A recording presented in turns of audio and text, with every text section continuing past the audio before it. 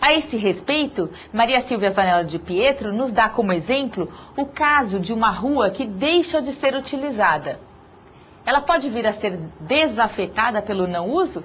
Claro que não, porque é necessário um ato expresso de desafetação, já que não há a fixação de um momento a partir do qual o não uso pudesse significar a desafetação.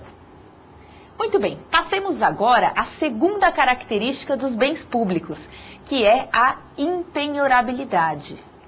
A impenhorabilidade decorre do disposto no artigo 100 da Constituição Federal, que prevê uma forma especial de satisfação dos créditos contra o poder público devedor, excluindo implicitamente a penhora sobre qualquer tipo de bem pertencente à União, Estados, Distrito Federal e municípios.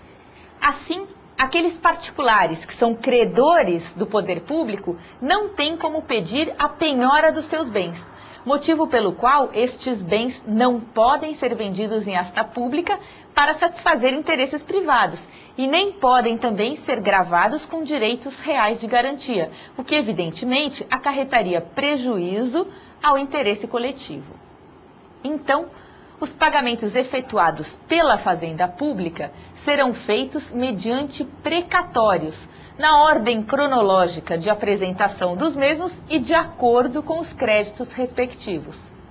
Vejam, portanto, que o processo de execução contra a Fazenda Pública obedece a normas próprias, segundo disposto no artigo 100 da Constituição Federal, que não prevê qualquer possibilidade de penhora sobre tais bens. De fato, a Fazenda Pública não poderia, nem mesmo autorizada por lei, se livrar da impenhorabilidade dos bens, uma vez que é a Constituição Federal que assim determina. Finalmente, a última característica a ser mencionada é a da imprescritibilidade dos bens públicos. Quer-se dizer com isso que os bens públicos, sejam eles de uso comum, de uso especial ou dominicais, não podem ser objeto de uso capião. A esse respeito, o artigo 102 do Código Civil é claro. Não bastasse esse artigo 102 do Código Civil, o assunto também está pacificado na jurisprudência, porque a súmula 340 do Supremo Tribunal Federal assim estabelece. Acompanhem na tela. Desde a vigência do Código Civil, os bens dominicais, como os demais bens públicos, não podem ser adquiridos por uso capião.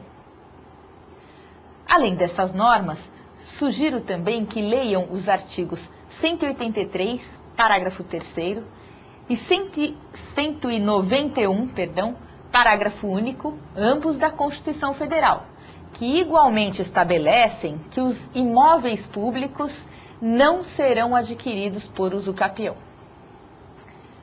Bem, falamos sobre as categorias dos bens públicos e sobre as suas características. Então, agora veremos quais são as modalidades dos bens públicos. Já é bom adiantar que a especificação dos bens públicos encontra-se em várias legislações. Assim, a Constituição Federal insere no artigo 20 o rol dos bens da União e no artigo 26 o rol dos bens do Estado.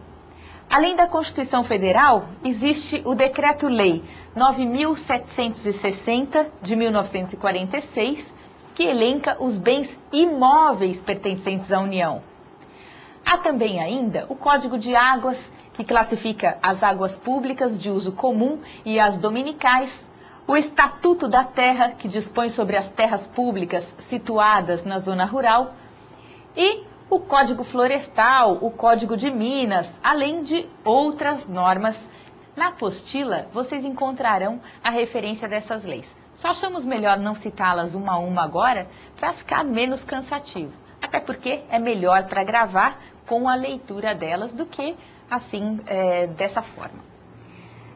Bem, de acordo com a classificação dada por Maria Silvia Zanella de Pietro, existem as seguintes modalidades de bens públicos. Nós temos 1. Os terrenos reservados. 2. Os terrenos de marinha. 3. As terras ocupadas pelos índios. 4. as terras devolutas. 5. A faixa de fronteira. 6. As ilhas. 7. As águas públicas. E, por fim, 8º, as minas e jazidas. Vamos mencionar brevemente cada uma dessas modalidades, porque se houver alguma questão versando esse assunto no exame, vocês já terão a base necessária para respondê-la. Começaremos assim pelos terrenos reservados. Bem, os terrenos reservados, também chamados de marginais ou ribeirinhos, estão definidos no artigo 14 do Código de Águas. E, como explica Celso Antônio Bandeira de Mello, são bens públicos livres da influência das marés, numa extensão de 15 metros, contados da linha média das enchentes médias ordinárias. Enfim, o que é importante? É importante verificar que os terrenos reservados ficam nas margens dos rios navegáveis, fora das influências das marés, e tem essa denominação porque foram reservados para a servidão pública de trânsito. A diferença que se faz entre os terrenos reservados e os terrenos de marinha é que nos terrenos de marinha existe a influência das marés e os terrenos reservados são aqueles que ficam fora dessas influências das marés. Conforme determina o Código de Águas, são em regra de propriedade dos estados, quando seguirem o destino dos rios e quando não forem marginais de rios federais, nem estejam na faixa de fronteira. Ao contrário, serão de propriedade da União quando tais terrenos margearem os rios que se situam em terras do domínio federal. São bens públicos dominicais, porque o poder público pode deles se utilizar para obtenção de renda e também podem pertencer aos particulares, se esses particulares demonstrarem que receberam tais terrenos por concessão do poder público. Nosso segundo item, terrenos de marinha.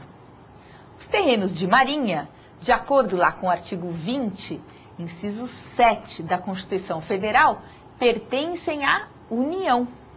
O seu conceito está disposto no artigo 13 do Código de Águas, segundo o qual se constituem nas faixas de terra que, banhadas pelas águas do mar ou dos rios que sofram a influência das marés, vão até a distância de 33 metros contados da linha do pré-mar médio.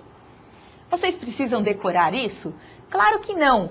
É simplesmente uma noção que está sendo passada para vocês e até mesmo como um termo de comparação entre um bem e outro. Tá ok? Mas de qualquer forma, vale a pena fazer uma leitura a respeito desses itens. Estes terrenos também são bens públicos dominicais e, portanto, podem ser explorados pela administração para a obtenção de renda. O particular, no entanto, pode deles se utilizar sob o regime de enfiteuse ou aforamento, que vocês estudam lá no Direito Civil. Vamos passar para a nossa terceira categoria, as terras ocupadas pelos índios. De acordo com o artigo 20, inciso 11 da Constituição Federal, as terras tradicionalmente ocupadas pelos índios são bens da União. É necessária também a leitura do artigo 231 e parágrafos da Constituição Federal, de onde podemos extrair as seguintes regras. Primeiro, os índios possuem a posse permanente das terras, além do